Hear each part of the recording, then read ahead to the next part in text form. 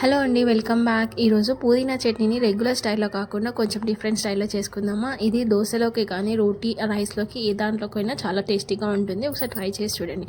దానికోసం పుదీనా వాష్ చేసి పెట్టుకోవాలి. నెక్స్ట్ గిన్నెలో ఆయిల్ పోసేసుకొని దాంట్లో పచ్చిమిర్చి మంచిగా వేగాక ఉల్లిపాయలు, కొత్తిమీర, చింతపండు, పసుపు, అల్లం ఎల్లిగడ్డ వేసుకొని మంచిగా వేగించుకోవాలి. తర్వాత దాంట్లోకి నేను ఒక ఫుల్ బౌల్ ఆఫ్ పుదీనా తీసుకున్నాను.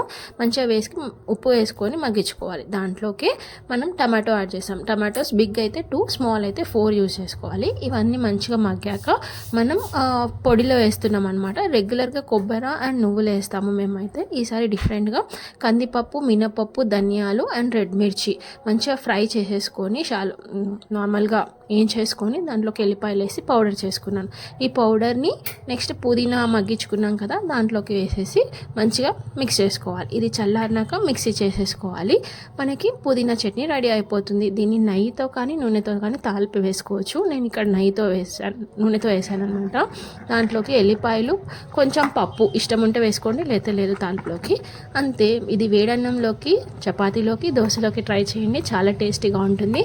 నెక్స్ట్ లెవెల్ ఉంటుంది. ట్రై చేసి ఎలా వచ్చిందో చెప్పండి. Channel subscribe.